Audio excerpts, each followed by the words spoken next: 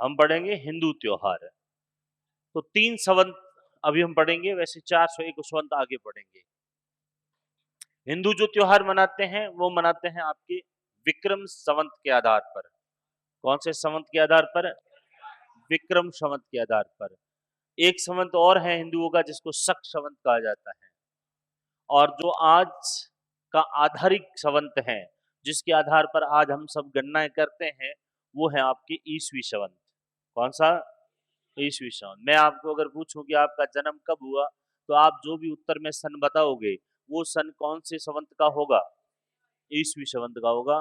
कोई विक्रम संवत में या शक संवत में या हिजरी संवत में नहीं बताएगा।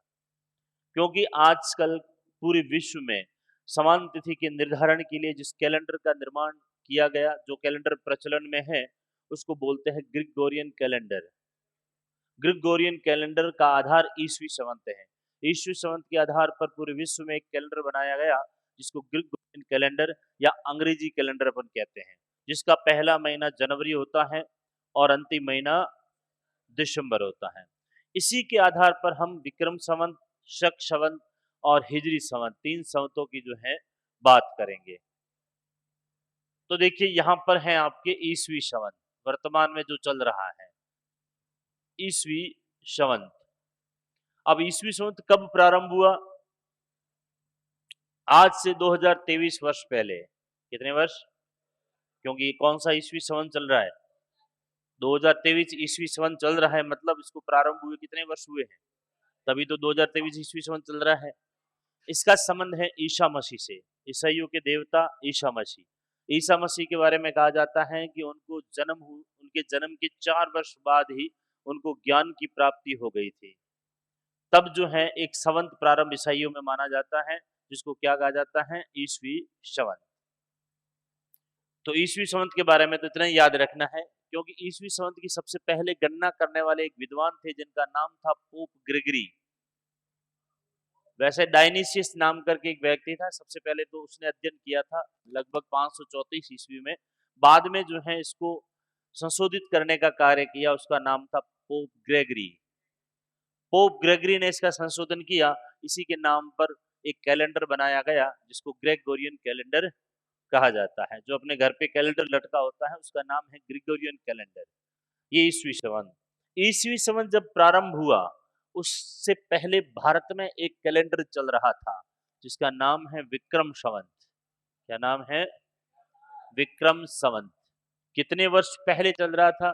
ईसवी संवत जब प्रारंभ हुआ तो उससे 57 वर्ष पहले, 57 वर्ष पहले, ईसवी संवत से पहले की घटनाएं जो है उसको हम लिखते हैं ईसा पूर्व। उसको क्या लिखते हैं? ईसा पूर्व। ईसवी संवत से पहले की जो घटना है उसको ईसा पूर्व लिखा जाता है, मतलब ईसवी संवत प्रारंभ होने से इतने वर्ष पहले। 57 ईसा पूर्व है, उसका मतलब ये हुआ कि ईसवी संवत जब प्रारंभ हुआ उससे पहले 57 वर्ष पहले ये घटना हो चुकी थी।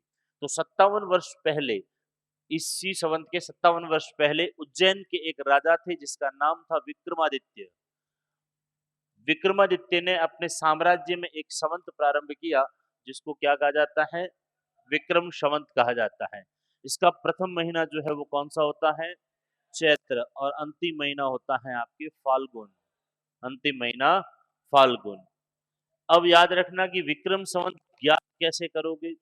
तो हमारे पास जो ईसवी संवत है, उस ईसवी संवत में क्या करेंगे? 57 जोड़ देंगे। विक्रम संवत ज्ञात करने के लिए ईसवी संवत में 57 जोड़ दोगे तो आपके पास कौन सा संवत आ जाएगा? विक्रम संवत आ जाएगा। तो वर्तमान में विक्रम संवत कौन सा चल रहा है? तो आप जोड़ दीजिए, 2023 में 57 जोड़ दीजिए तो आपके पास विक्रम संवत। ग्रामीण क्षेत्रों में जो बुजुर्ग व्यक्ति हैं, कभी उसको पूछना कि दादा थारो जन्म कदे हुओ, तो कहला दीकरा मारो जन्म तो 34 हेरो है, 35 हेरो है, या कहला 28 हेरो है। तो ये 34सा, 35सा, 28सा ये किसके हैं? ये विक्रम संवत के वो बहन साल बता रहे हैं कि इस साल को मेरा जन्म हुआ। ठीक है, 57 वर्ष पहले ये प्रारंभ हुआ, इसके 57 वर्ष बाद ईसवी संवत प्रारंभ हुआ। ईसवी संवत जब प्रारंभ हुआ तो इसके 78 वर्ष बाद एक संवत और प्रारंभ किया गया जिसको हम बोलते हैं शक संवत। शक संवत और विक्रम संवत में ज्यादा फर्क नहीं है, बस थोड़ा सा संशोधन किया गया है। विक्रम संवत में 15-15 दिन के 2 पक्ष होते हैं। पहला कृष्ण पक्ष होता है और दूसरा होता है शुक्ल पक्ष। जबकि शक संवत में 1 से 30 तक तिथियां होती हैं, तारीखें होती हैं। इसका भी पहला महीना चैत्री है। ऐसा माना जाता है कि भारत में 78 ईस्वी में, 78 ईस्वी, ईसा पूर्व नहीं ईस्वी, 78 ईस्वी में कुषाण वंश का एक नया शासक बना जिसका नाम था कनिष्क। क्या नाम था? कनिष्क। कनिष्क जब भारत का राजा बना 78 ईस्वी में, तो उसने अपने साम्राज्य में एक नया संवत चलाया। कहते हैं कि शकों को पराजित करते हुए ये संवत बनाया गया था, इसलिए इसका नाम क्या हुआ? शक संवत। और शक संवत प्रारंभ करने वाला व्यक्ति जो है उसका नाम है आपके कनिष्क। तो कनिष्क कुषाण वंश का शासक था और कुषाण वंश के शासक कनिष्क ने भारत में एक नया संवत चलाया जिसको शक संवत कहा जाता है। ध्यान रखना, हम त्योहार जो है वो किसके आधार पर मनाते हैं? विक्रम संवत। लेकिन हमारे भारत का राष्ट्रीय कैलेंडर, राष्ट्रीय संवत जो है वो कौन सा है? शक संवत है। इसका भी प्रथम महीना जो है वो कौन सा है? चैत्र। और अंतिम महीना कौन सा है? फाल्गुन।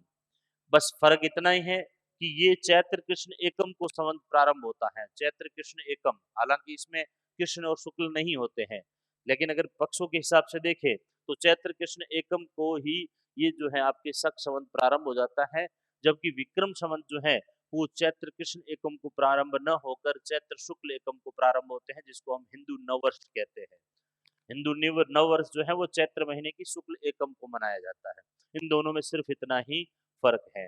शक संवत ज्ञात करने के लिए आपको क्या करना पड़ेगा? क्या करना पड़ेगा? ईस्वी संवत में 78 क्या करेंगे? जोड़ेंगे या घटाएंगे? ईस्वी संवत में 78 जो है वो क्या करेंगे? माइनस करेंगे, जोड़ेंगे नहीं। 78 माइनस ईस्वी संवत में करेंगे तो हमारे पास कौन सा संवत आ जाएगा? अब मान लीजिए हम यहाँ पे हैं गणित के हिसाब से, ठीक है? ये ईस्वी संवत है, यहाँ से यहाँ तक की दूरी जो है वो अभी है 2023। कुल दूरी कितनी है? 2023। और यहाँ से यहाँ तक की दूरी हमको ज्ञात नहीं है, लेकिन यहाँ से यहाँ तक की दूरी तो हमने पता कर ली कितनी है? 78। यहाँ से यहाँ तक की दूरी 78 ही है, 78 बार। अब हम ये दूरी ज्ञात करने के लिए क्या करेंगे? सीधी सी बात, इसलिए ध्यान रखना ईस्वी सन हमारे पास है, उसमें -78 कर देंगे तो यहाँ से यहाँ की दूरी आ जाएगी, मतलब ये संबंध हमारे पास आ जाएगा। उसी प्रकार इसको भी ऐसे कर सकते हैं कि यहाँ से यहाँ तक की दूरी हमको ज्ञात करनी है, लेकिन यहाँ से यहाँ तक की 2023 ज्ञात है और ये हमको ज्ञात है कितनी है? 57। अब पूरी दूरी ज्ञात करने के लिए क्या करेंगे? दोनों को जोड़ देंगे, तो ये काम आता है। इसके आधार पर कई बार, इसके बारे में तो बहुत नहीं पूछते, लेकिन विक्रम संवत कई बार पूछते हैं। एक क्वेश्चन पूछा जाता है कि छपनिया अकाल कब पड़ा? छपनिया अकाल, बहुत भयंकर त्रिकाल अपान था। छपनिया अकाल कब पड़ा? ऑप्शन में है आपके 1856 ईस्वी, 1956 ईस्वी, 1899 ईस्वी या 1999 ईस्वी। 1899 ईस्वी आपने पढ़ा है, लेकिन 1899 ईस्वी क्यों पढ़ा? तो छपनिए का क्या मतलब? छप्पन कहाँ गया? हाँ, 1899 ईस्वी उत्तर बिल्कुल सही है। तो अब इसको छप्पनिया काल क्यों कहा गया? क्योंकि ये ईस्वी संवत है। ईस्वी संवत हमारे पास है और इसमें 57 जोड़ देंगे तो हमारे पास कौन सा संवत आ जाएगा? विक्रम संवत। और विक्रम संवत हो जाएगा 1956। 1956 विक्रम संवत में एक भयंकर अकाल पड़ा था, इसलिए इसको क्या कहा जाता है? छप्पनिया अकाल। छप्पनिया अकाल ईस्वी संवत के आधार पर न होकर नामकरण जो है विक्रम संवत के आधार पर है। तो ये कई बार पूछा गया है। विक्रम संवत 1956 में भयंकर अकाल छप्पनिया पड़ा था, लेकिन यहाँ पर क्वेश्चन पूछा है आपको ईस्वी में, तो आपको आना चाहिए कि ईस्वी और विक्रम में कितने का फर्क होता है। तो ये दोनों ध्यान रखने हैं। अब कुछ बातें और कर लेते हैं। आपके एक तो ईस्वी संवत और एक है शक संवत। ये जो है ये सूर्य पर आधारित है। किस पर आधारित है? जबकि विक्रम संवत जो है ये आपके चंद्रमा पर आधारित है। किस पर आधारित है? चंद्रमा। एक तो है सूर्य। सूर्य के चारों तरफ कौन घूमता है? पृथ्वी। तो सूर्य के चारों तरफ पृथ्वी घूमती है, उसके आधार पर जो वर्ष निर्धारित किया जाता है उसको बोलते हैं सूर्य वर्ष। उसको क्या बोलते हैं? सूर्य वर्ष। जबकि पृथ्वी के चारों तरफ कौन घूमता है? चंद्रमा घूमता है, उसको बोलते हैं चंद्र वर्ष। उसको क्या बोलते हैं? चंद्र वर्ष। चंद्रमा पृथ्वी के चारों तरफ कितने दिन में एक चक्कर पूरा करता है? हाँ, लगभग 29 या 29.5 दिन। 29.5 दिन में जो है चंद्रमा पृथ्वी का एक चक्कर पूरा करता है। तो इसी प्रकार वर्ष का मतलब होता है 12। वर्ष का मतलब कितना? 12 महीने। ऐसे कितने चक्र होंगे? 12 चक्र। अगर सूर्य की बात करें तो 365 दिन लगते हैं पृथ्वी को सूर्य के चारों तरफ घूमने में। कितने? 365 दिन। और चंद्र वर्ष की बात करें तो इसमें दिन होते हैं आपके 355 के आसपास, 55 कई पॉइंट होते हैं। अगर हम बात करें प्रत्येक वर्ष इन दोनों वर्षों में कितने दिन का फर्क आता है? 10 दिन का। मतलब एक वर्ष में इन दोनों वर्षों में 10 दिन का क्या होता है? फर्क। मतलब चंद्र वर्ष सूर्य वर्ष से 10 दिन क्या होगा? पीछे। अगला वर्ष आएगा दूसरा तो फिर 10 दिन का फर्क। तीसरे वर्ष फिर 10 दिन का फर्क। 3 वर्ष बाद कुल कितने दिन का फर्क हो जाता है? 30 दिन का मतलब होता है 1 माह। प्रत्येक 3 वर्ष बाद चंद्र वर्ष जो है वो सूर्य वर्ष से 1 महीना क्या हो जाता है? पीछे हो जाता है। तो प्रत्येक 3 वर्ष बाद चंद्र वर्ष और सूर्य वर्ष को बराबर किया जाता है। इसलिए ध्यान रखना चंद्र वर्ष में 1 महीना अधिक लिया जाता है जिसको हम बोलते हैं अधिमास, अधिक मास। अभी जैसे श्रावण 2 थे तो दो श्रावण होने का कारण यही था, 2 श्रावण इसलिए लिए गए क्योंकि इन दोनों वर्षों को क्या करना है? बराबर करना है। अब इस वर्ष जो है बराबर हो गया, अगले वर्ष फिर जो है वो 10 दिन पीछे हो जाएगा, फिर पीछे, फिर पीछे, फिर 3 वर्ष बाद 1 महीना आगे करेंगे उसको। अगर ये नहीं किया जाए तो क्या हो? ये नहीं किया जाए तो चंद्र वर्ष और सूर्य वर्ष में क्या हो जाएगा? फर्क हो जाएगा। जो हमारे त्योहार है वो जिस ऋतु में आते हैं वो ऋतु गायब हो जाएगी। क्योंकि अब हमारे जैसे हम बात करें, अभी हमारी दीपावली अक्टूबर नवंबर के आसपास आती है। कभी अक्टूबर में होगी तो कभी नवंबर में होती है। लेकिन कार्तिक पूर्णिमा, सॉरी कार्तिक अमावस्या तो एक फिक्स दिन है। तो अक्टूबर नवंबर इसलिए होती है कि क्योंकि दिन में फर्क आ जाता है। तो कभी अक्टूबर में आ जाती है, कभी सितंबर एंडिंग में भी होती है। अगर ऐसा नहीं होगा तो प्रत्येक 3 वर्ष बाद जो है 1 महीना पीछे आ जाएगा। कौन सा? चंद्र वर्ष। जैसे अक्टूबर में आती है तो सितंबर में दिवाली आएगी, फिर 3 वर्ष बाद ऐसे करते करते करते जून में आ जाएगी, ऐसे करते करते मार्च में आपकी दिवाली आ जाएगी। तो मार्च में दिवाली आएगी तो अपने लगेगा मार्च में कोई दिवाली थोड़ी है। तो इसीलिए प्रत्येक अधिमास के जरिए जो है इन वर्षों को बराबर कर लिया जाता है। इसलिए हमारे त्योहार जो है वो उसी समय ऋतुओं के हिसाब से आते हैं। ठीक है ना? नहीं तो फिर होली जो है वो पता नहीं कभी दिसंबर में आ जाएगी या अक्टूबर में होली आ जाएगी, तो वो मामला अलग हो जाएगा। इसीलिए अधिमास किसको बोलते हैं कि चंद्र वर्ष और सूर्य वर्ष को पूरा करने के लिए प्रत्येक 3 वर्ष बाद 1 महीना अधिक लिया जाता है, जिसे अधिमास कहा जाता है। तो ये 3 बातें जो है आपको याद रखनी पड़ेगी। इसके अलावा ध्यान रखना शक को जो है 22 मार्च 1957 ईस्वी को भारत का राष्ट्रीय कैलेंडर जो है वो क्या कर दिया? घोषित किया गया है।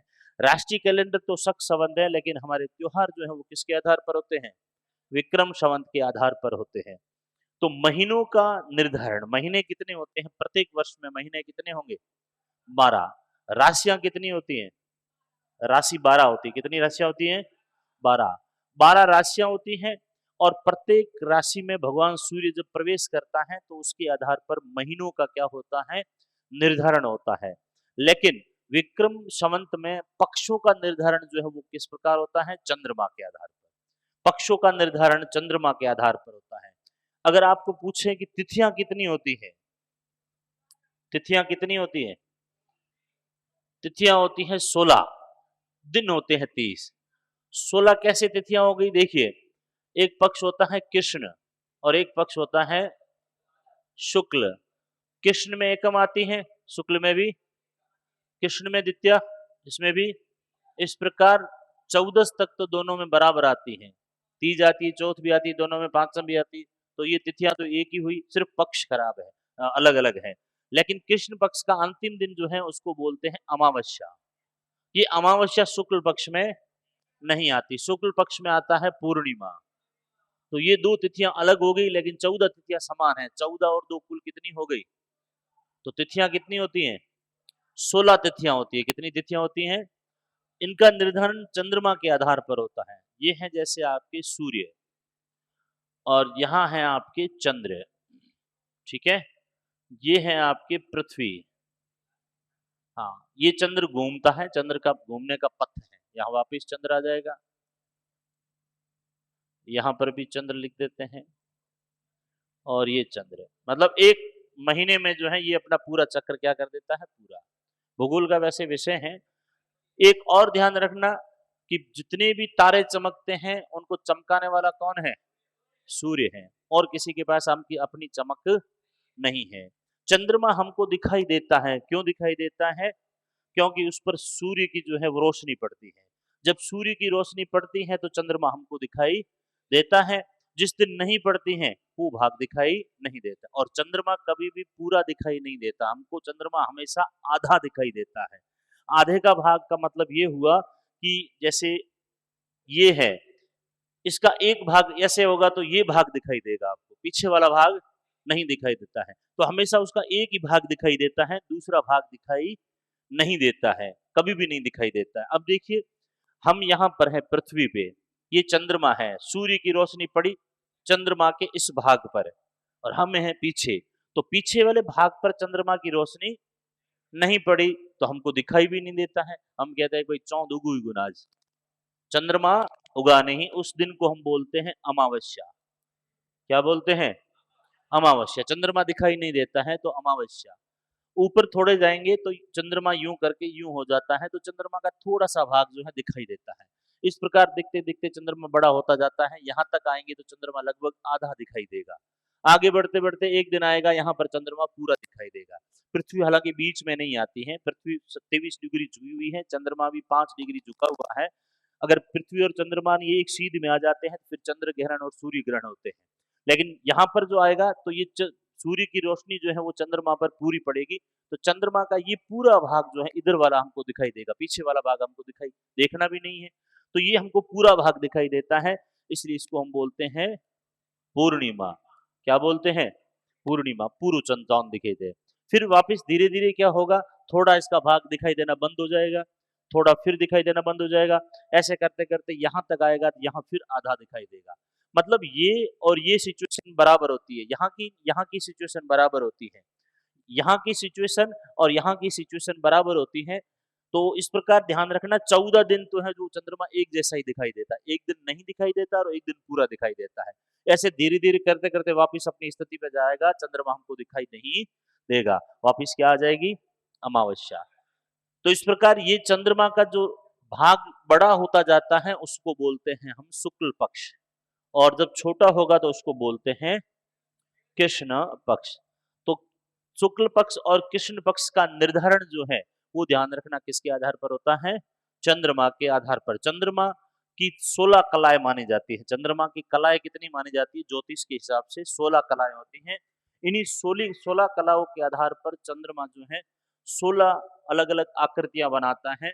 वही आकृतियां अपन तिथि के रूप में उसको देखते हैं, इसलिए तिथियां 16 होती हैं। तिथियां कितनी होती हैं? 16। नव नोरता, दसे दशहरा, बीसी दिवाली, ये एक बार कहा गया आपको पता हो तो। हाँ, वैसे 16 तिथियां वो तो है आपकी श्राद्ध से संबंधित। श्राद्ध कितने होंगे ध्यान रखना, श्राद्ध 16 होते हैं, तिथियां 16 होती है। नवरात्रि कितने होते हैं? 9 होते हैं।